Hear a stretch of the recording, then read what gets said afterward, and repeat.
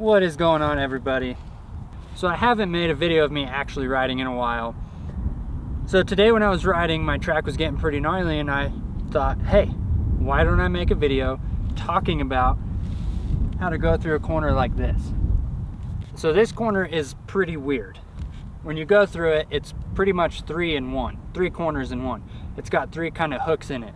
And a corner like this, it's easy to go into it aggressively, but then when you get towards the end and it hooks really tight, it's really easy to stand the bike up. So with a corner like this, it's better to go through it smoother and almost slower, because you have to maximize the amount of speed that you have coming out of the corner. Especially this one, because I've got rollers after it. So if I'm coming out of the corner slow because I messed it up because I was too aggressive, I'm gonna lose a bunch of time through the next straightaway of rollers, whatever you want to say. So if I go through it aggressively, end up standing up my bike or making some kind of a mistake where I lose a bunch of time coming out of it, I'm going to lose way more time coming out of the corner going through the rollers than I would have made up going through the corner aggressive and done the corner well, if you understand what I'm saying. So with a corner like this, technique is important, especially squeezing with your legs, because if you fall backwards on the seat, you're going to have a really hard time getting through the corner. But if you stay forward, you'll keep traction in the front wheel. It'll be much easier to make it through the corner without the bike standing up. With all of that, the most important part is pretty much just slowing down, going through the corner at 90% instead of 110%. I know everybody wants to be like Tomac and be able to hit everything as hard as they can and it just work, but sometimes you got to be like Roxon. And with a corner like this, that's definitely the case. I think I've talked enough, so why don't I just go through the corner and show you the difference between trying to go through it aggressively and fast compared to going through it a little bit slower and maximizing my speed coming out into the rollers.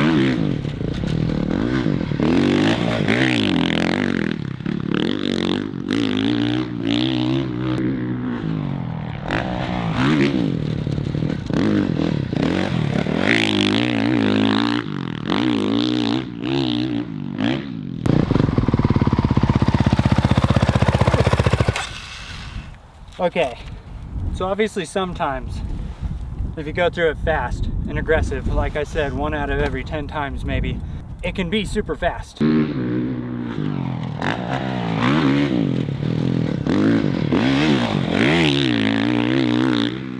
But it's normally pretty inconsistent.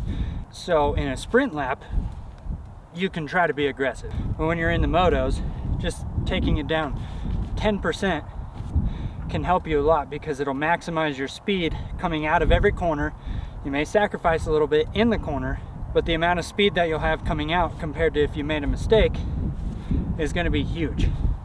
And by taking it down 10% also, you're not going to get as tired as you normally would in a moto, because you're riding at 90% instead of 100.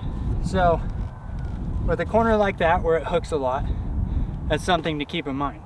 And there's another type of corner too that I'll show you where you can use this same logic. So let's go check that one out.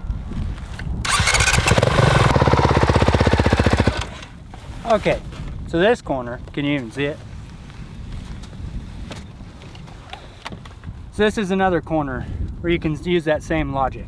It doesn't really have any hooks in it, but it's starting to get some little chop coming out of it, and it's just deep and long. So if you hit it aggressive, the chance of you getting messed up because it's such a long rut coming out of the corner are higher, just like the other rut.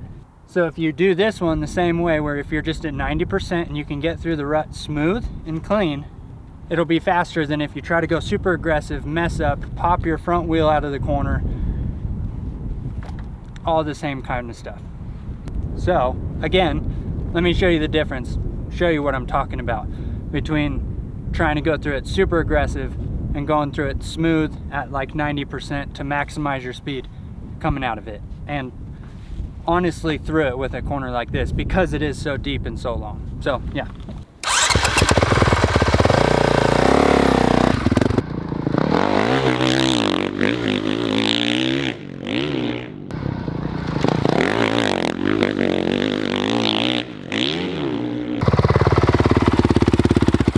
So again, this corner is one that's pretty easy to make a mistake on. Yes, you can still go faster if you're aggressive. I did do one pretty much perfect when I was trying to be aggressive.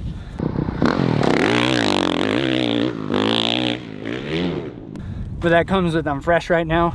I've taken a break after my last moto. So it's harder to make a mistake when you're fresh.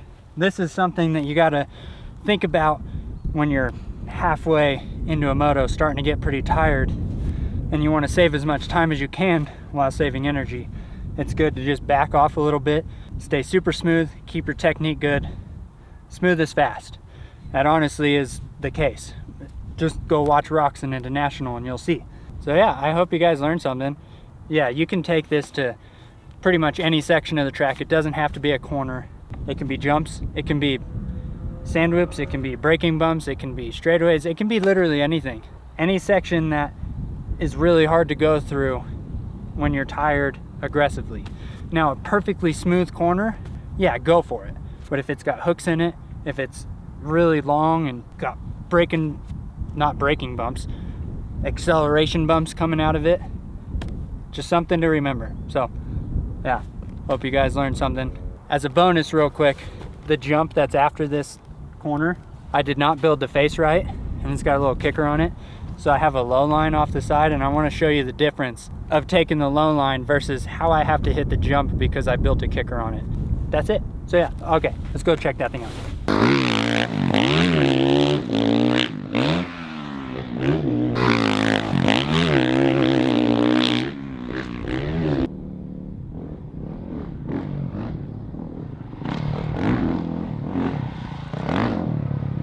It's ridiculous.